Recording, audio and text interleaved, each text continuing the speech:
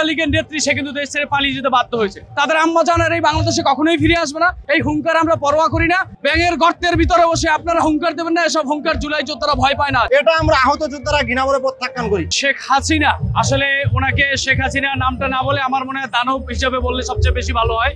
এই দানব নারী বাংলাদেশে যে কালচার সংস্কৃতি বাস্তবায়ন করেছিল, যেটা প্রতিষ্ঠিত করেছিল, সেই জিনিসটা হচ্ছে কি আসলে বাংলাদেশটাকে উনি একটা ধ্বংসের দ্বার প্রান্তে নিয়ে গেছিল এবং সর্বশেষে ধ্বংসই করেছে, করে দিয়ে সে দেশ থেকে পালিয়ে চলে গেছে। সে ছাত্র জনতার স্বতঃস্ফূর্ত আন্দোলনের মাধ্যমে গণ অভ্যুত্থান ঘটেছে এবং সেই গণ অভ্যুত্থানে এই স্বৈরাচারী শেখ হাসিনা, এই গুন্ডা লীগের নেত্রী সে কিন্তু দেশ ছেড়ে পালিয়ে যেতে বাধ্য হয়েছে।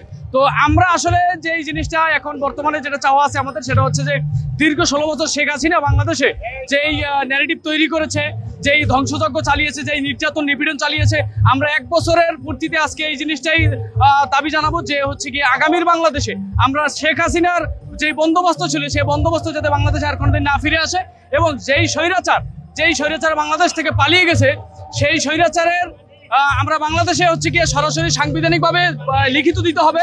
আমরা জুলাই যোদ্ধা হিসেবে আবেদন জানাবো যে সংবিধানে লিপিবদ্ধ থাকতে হবে এরকমের যে স্বৈরাচারী যেই দল এবং দলের নেত্রী এবং নেতাকর্মী তারা এই বাংলাদেশে আর আদতে কোনোদিন রাজনীতি করতে পারবে না এবং জনগণ তাদেরকে প্রত্যাখ্যান করেছে, সেটা সম্পূর্ণ সাংবিধানিকভাবে লিপিবদ্ধ থাকবে এবং সকল সর্বজনতা এবং যারা জুলাই যোদ্ধা ছিল প্রত্যেকটা মানুষের নিরাপত্তা, সুরক্ষা এবং তাদের ভবিষ্যৎ চিন্তা করে জুলাই ঘোষণাপত্র এবং জুলাই সনদ প্রদান করতে হবে এবং সেটা সম্পূর্ণ দেশ জনতার পক্ষে এবং জুলাই যোদ্ধাদের পক্ষে হতে হবে।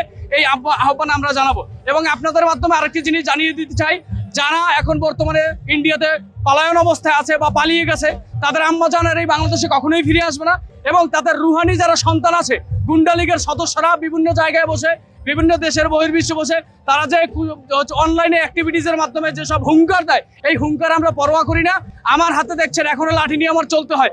আমাকে যারা গুলি করেছে তাদের বিচার এই বাংলাদেশে না হওয়া পর্যন্ত এভাবেই রাজপথে থাকবো এবং তাদেরকে হুঁশিয়ারি দিয়ে বলতে চাই, ব্যাঙের গর্তের ভিতরে বসে আপনারা হুঙ্কার দেবেন না, এসব হুঙ্কার জুলাই যোদ্ধারা ভয় পায় না। যেখানে আছেন, যেভাবে আছেন, আপনার আম্মাজানকে নিয়ে সেই ভারতে ওভাবেই থাকেন। এই দেশকে নিয়ে যদি আপনারা ষড়যন্ত্র করার বিন্দু পরিমাণ চেষ্টা করেন, তাহলে আমরা এই গণ অভ্যুত্থানের পক্ষের শক্তি, দেশ জনতার পক্ষের শক্তি, আমরা বলতে চাই আপনাদেরকে কিন্তু আমরা কঠোর হস্তে দমন করবো। আপনারা যখনই বাংলাদেশে অস্থিতিশীল পরিবেশ করার চেষ্টা করবেন, আমরা আপনাদের কঠোর হস্তে দমন করব ইনশাআল্লাহ। আইজিপি মামুন তিনি দীর্ঘ 16 বছর বিভিন্ন সময় বিভিন্নভাবে স্বৈরাচারের সাথে মিলে দেশের মানুষের উপরে নির্বিচারে গুলি চালিয়েছে, মানুষ হত্যা করেছে, গুম করেছে, বিভিন্ন অপকর্ম। এদের অপকর্ম 100 মুভি বানাইলো এই সব পুলিশের অপকর্ম শেষ হবে না। এরা এত পরিমাণ এদের পাপের ভার এমন পর্যায়ে চলে গেছে, এই পাপ আসলে আল্লাহ তাআলাও হয়তো ক্ষমা করবে না। সুতরাং আমি বলতে চাই, সাধারণ আইন অনুযায়ী আপনারা সেই ক্ষমা করতে পারেন না তাদেরকে।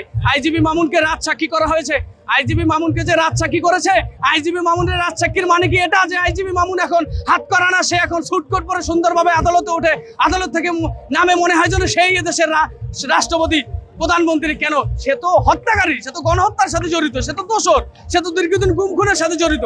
তার বিচার করতে হবে, তাকে দিতে হবে ফাঁসি। আপনি তাকে রাজসাক্ষী আপনি বানান, তাতে আমাদের কোনো সমস্যা নাই, সে সাক্ষী দিক, কিন্তু তার অপকর্মের যতটুকু ভার সে তার গায়ে পড়ে সে অনুযায়ী তাকে অবশ্যই বিচার করতে হবে। আমরা তার বিচার চাই। এই বিজয় দিবস উদযাপন করার সৌভাগ্য হয়নি। আমি গত বছর 18 জুলাই সায়েন্স ল্যাবে আহত হই। এই আওয়ামী পেটোয়া বাহিনী, পুলিশ, যুবলীগ, ছাত্রলীগ সায়েন্স ল্যাবে পিটিয়ে আমার একটি মেরুদণ্ডের হাড় ভেঙে দেয়। আমি স্বাভাবিক কাজকর্ম করতে এখন পর্যন্ত অক্ষম।